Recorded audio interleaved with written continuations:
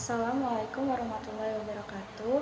Di sini kami akan menjelaskan apa itu audit sistem informasi, risiko, kontrol, dan good governance. Sebelum kami memulai presentasi kami berterima kasih kepada Ibu dosen pengampu kami yaitu Ibu Atiatul Ulia Eskom MKOM. Saya Enya Amanda Borsteku dengan NIM 230 180 130. Pada kesempatan kali ini saya akan memaparkan poin pertama hasil diskusi kami yaitu tentang audit sistem informasi. Nah, di mana audit sistem informasi merupakan suatu proses yang dilakukan untuk mengevaluasi dan menilai suatu sistem informasi yang ada pada suatu organisasi. Nah, di mana tujuan utama dari audit ini sendiri adalah memastikan bahwa sistem yang digunakan telah berjalan dengan aman, efektif, serta sesuai dengan kebijakan yang berlaku. Audit tidak hanya berfokus pada teknologi seperti komputer atau aplikasi, tetapi juga mencakup prosedur, pengguna, serta pengelolaan data. Dengan adanya audit, organisasi dapat mengetahui apakah sistem yang digunakan sudah mendukung tujuan organisasi atau masih memiliki kelemahan. Nah, selain itu, audit juga berperan dalam mengidentifikasi potensi kesalahan atau kecurangan, menilai tingkat keamanan sistem, serta memberikan rekomendasi perbaikan. Sebagai contoh yang sering kita jumpai pada aplikasi mobile banking, audit sistem informasi dilakukan untuk memastikan bahwa transaksi pengguna berjalan dengan aman. Misalnya, ditemukan bahwa sistem belum memiliki verifikasi tambahan saat login atau transaksi. Hal ini beresiko jika akun pengguna diretas. Oleh karena itu, audit akan merekomendasikan penerapan fitur keamanan. Contohnya seperti verifikasi 2 langkah atau OTP, pembatasan percobaan login atau notifikasi yang muncul setiap terjadinya transaksi. Nah, dengan adanya audit tersebut, keamanan sistem menjadi meningkat dan pengguna dapat lebih percaya dalam menggunakan layanan tersebut. Dengan demikian, audit sistem informasi menjadi langkah penting dalam menjaga kualitas dan keandalan sistem. Sekian pemaparan audit sistem informasi dari saya. Poin selanjutnya akan dilanjutkan oleh rekan saya. Terima kasih. Saya Fitri Anissa dengan NIM 230180092. Di sini saya akan menyampaikan hasil diskusi saya mengenai resiko dalam audit sistem informasi. Risiko merupakan kemungkinan terjadinya suatu peristiwa yang tidak diinginkan dalam sistem informasi yang dapat menimbulkan kerugian bagi organisasi ataupun perusahaan. Risiko ini dapat mempengaruhi keamanan data seperti kerahasiaan, keutuhan data, dan ketersediaan data yang dikenal dengan konsep CIA. Beberapa jenis risiko dalam sistem informasi. Yang pertama yaitu risiko keamanan data. Risiko ini terjadi ketika data yang diakses oleh orang yang tidak berwenang atau terjadinya kebocoran data. Contohnya adalah peretasan sistem yang menyebabkan data pengguna tersebar. Yang kedua yaitu risiko kegagalan sistem. Risiko ini terjadi ketika sistem tidak berjalan dengan baik, misalnya server mengalami gangguan atau sistem tidak dapat diakses. Hal ini dapat menghambat aktivitas perusahaan. Yang ketiga yaitu risiko kehilangan data. Risiko ini terjadi ketika data hilang ataupun rusak, terutama jika tidak ada cadangan datanya atau backup.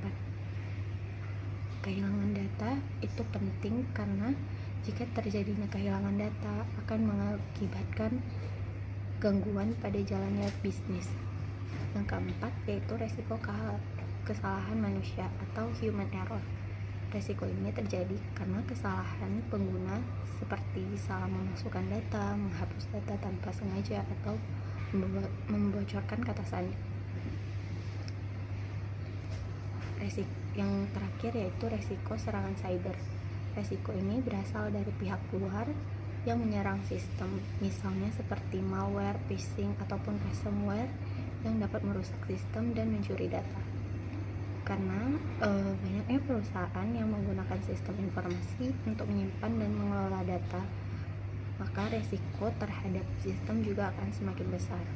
Oleh karena itu, diperlukannya audit sistem informasi untuk mengetahui, menganalisis, dan mengurangi resiko yang mungkin terjadi agar sistem tetap aman dan berjalan dengan baik. Sekian.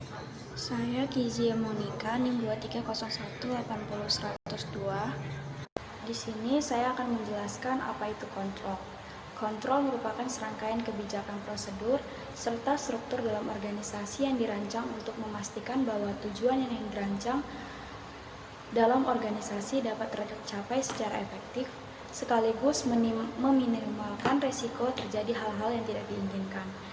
Jenis-jenis kontrol terbagi menjadi 3. Ada yang pertama yaitu preventif atau pencegahan, yaitu kontrol yang dilakukan sebelum masalah terjadi dengan tujuan untuk menghindari potensi kesalahan atau penyimpangan. Contohnya adalah penggunaan autentikasi. Lalu yang kedua adalah detektif atau pendeteksian, yang dimana kontrol ini berfungsi untuk mengidentifikasi kesalahan atau masalah yang setelah terjadi. Contohnya adalah pencatatan log aktivitas sistem. Lalu yang ketiga adalah korektif atau perbaikan, yang dimana ini adalah kontrol yang dilakukan untuk memperbaiki masalah yang telah ditemukan serta mencegah dampak yang lebih besar. Contohnya adalah pemulihan data. Perkenalkan, nama saya Zini Tamara Barus dengan NIM 230181111. Nah, pada diskusi kali ini saya akan menjelaskan dan membahas tentang topik good governance atau tata kelola yang baik. Sederhananya, good governance adalah kumpulan dari kebijakan dan aturan yang memastikan bahwa teknologi yang digunakan oleh perusahaan itu nggak cuma soal canggih-canggihan, tetapi juga dapat benar-benar membantu perusahaan untuk mencapai tujuan dengan aman. Nah, tanpa tata kelola yang baik, perusahaan bisa mengalami yang pertama investasi yang sia-sia, seperti membeli software yang mahal tetapi tidak terpakai. Yang kedua itu data yang bocor karena keamanan yang tidak diperhatikan. Dan yang ketiga itu karena sistem yang sering down yang bikin bisnis merugi. Nah, selanjutnya dalam standar internasional seperti COVID ada 5 pilar utama yang bikin tata kelola disebut good.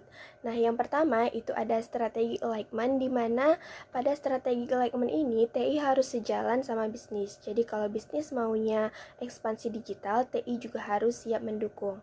Nah, yang kedua itu ada value delivery, di mana pada value delivery ini TI harus memberikan manfaat yang nyata, baik itu bikin kerja lebih cepat ataupun lebih murah. Nah, yang ketiga itu ada risk management, di mana pada risk management ini perusahaan harus tahu apa resikonya, seperti mungkin serangan dari hacker, dan perusahaan juga harus sudah punya rencana untuk mengantisipasi dari resiko-resiko tersebut. Nah, yang keempat itu ada resource management, di mana pada resource management ini dia mengatur orang, aplikasi, serta juga infrastruktur supaya lebih efisien.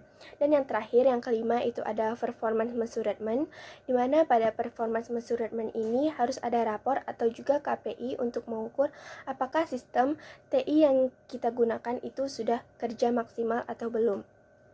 Nah, jadi good governance ini adalah jembatan antara bisnis dan juga teknologi. Jadi kalau misalnya jembatannya kuat, maka perusahaannya akan lebih sukses dan juga aman. Nah, sekian penjelasan tentang topik good governance yang saya sampaikan.